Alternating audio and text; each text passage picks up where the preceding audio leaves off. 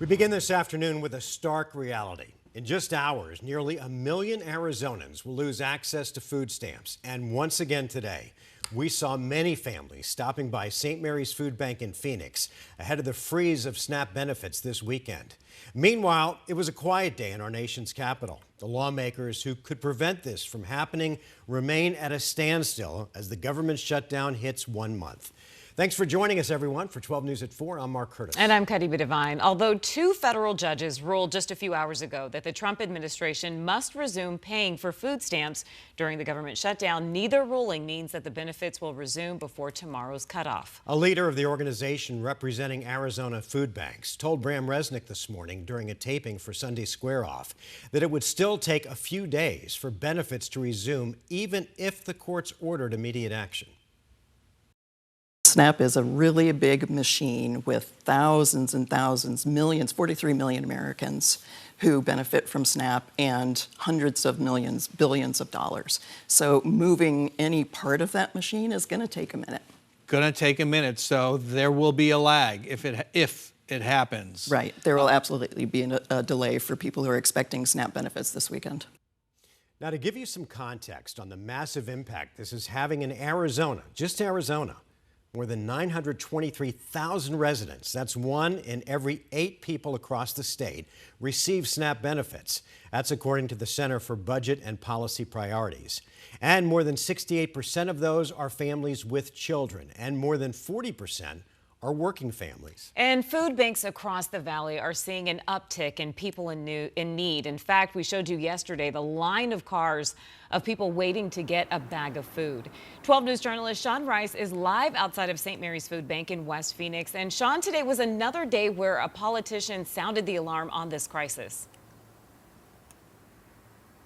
Yeah, Mark Kariba, that's right. Good afternoon to you both. Yesterday, it was Arizona Governor Katie Hobbs, and today it was Phoenix Mayor Kate Gallego who showed up here to St. Mary's Food Bank in West Phoenix, really to gather support for these food banks. She gathered here this morning with the leaders of nonprofits from all across the valley. Her message here today is that these food banks cannot do this alone. They need the support of people all across our state to give them the funding they need to help the needy people. And I'm told they're seeing about a 10% increase just this week alone right here at St. Mary's Food Bank.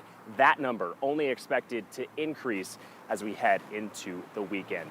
Let's take you to some video now of what it looked like inside St. Mary's Food Bank today. Mayor Kate Gallego announced that beginning next week, the city of Phoenix will be launching a citywide food drive as a way to help these needy families, in addition to the work already being done at food banks all across our state. In addition, nearly $2 billion in state funds are being allocated to these food banks. And one of her message points here today was that it was really a call to action to the people of Arizona. As I mentioned, these food banks, their resources can only stretch so far, and the consequences of the ongoing government shutdown and really the inaction at the federal level is people having to help other people. In line today at St. Mary's Food Bank, we spoke with several people. Some of them are disabled. Others had small children in their car with them. Others are caretakers for their elderly loved ones. This ongoing SNAP crisis really is taking a toll on every single one of them. It's a big upset, not just for me, for thousands of people. People count on these monthly food stamps and stuff, to eat off of with kids and everything else. Absolutely frustrating, and for it to happen on a month of Thanksgiving and stuff like that, it's like, it just seems like how was there not something worked out, because there's so many people.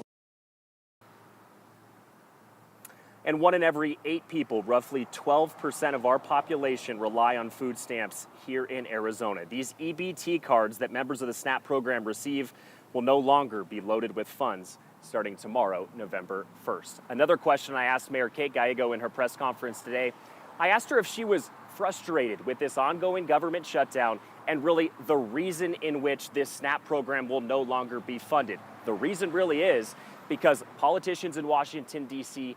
cannot come to a compromise. I'll show you her answer to that question coming up tonight on 12 News at 5. We're live in Phoenix. Sean Rice, 12 News. All right, Sean, thanks. Well, here's the good news, several organizations and local businesses out there trying to help bridge the gap for families that are losing their benefits. That's right, and you can find a list of these places by visiting our website, 12news.com.